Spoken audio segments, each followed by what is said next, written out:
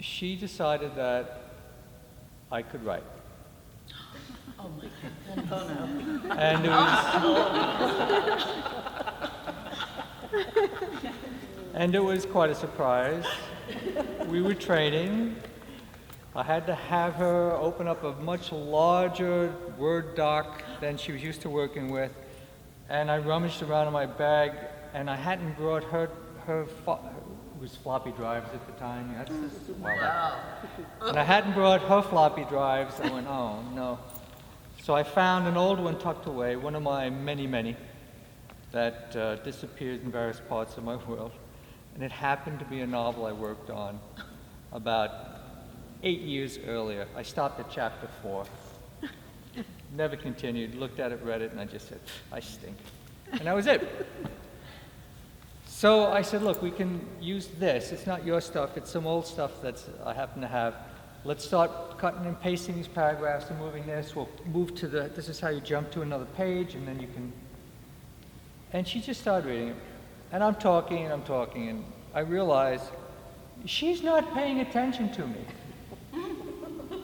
She's reading this novel. And she goes, you wrote this, didn't you? I said, how'd you know? Oh, it's got your voice. It's got your voice. It's a very good voice. Lesson's over. I'm reading this for the rest of the. I said, but Charlotte, they're paying me to come here to teach you.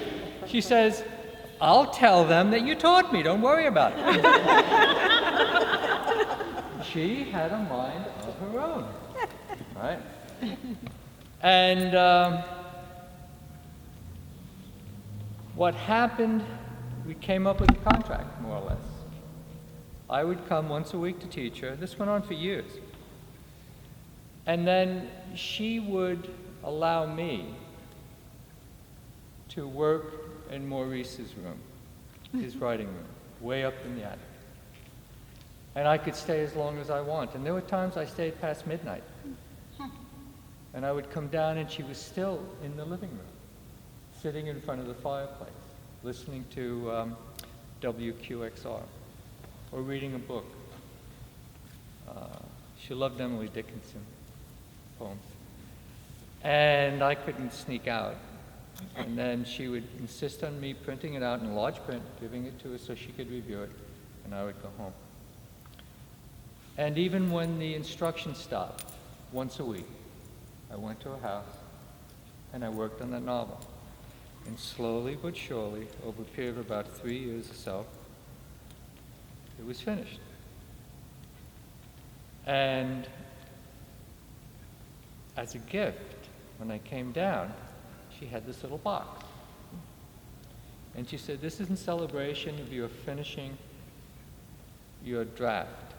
And I went, draft?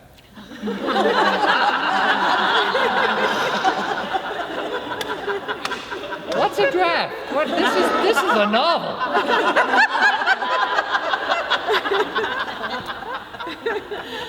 I'd never gone to any creative writing class. I knew nothing about writing, other than what the good parochial schools all the way through St. John's University and a little beyond taught me to write in English class, but nothing creative writing, nothing like that at all. Right?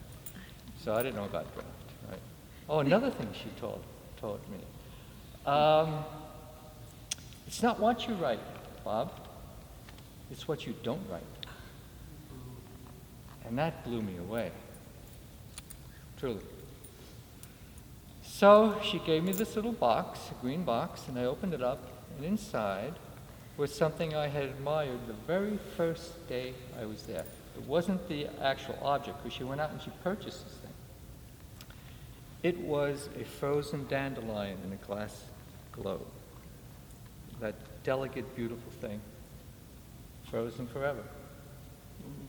And she gave it to me as a gift because she knew I had fallen in love with it. I thought it was wonderful. I still have it to this day. And that's how she became my dandelion muse. And I haven't published that novel. But I have published a bunch of short stories. All right. All right, I have done that, which wasn't her intention. Trust me on that. All right. But you can read The Dandelion Muse at my website, rakeenan.com, if you'd like to. All right, I think you may enjoy it. And Charlotte made a big difference in my life. I knew a Charlotte. Crescent knew all the Charlottes, and Stephen, right? But I knew a Charlotte, and the one that I knew, I loved. Thank you.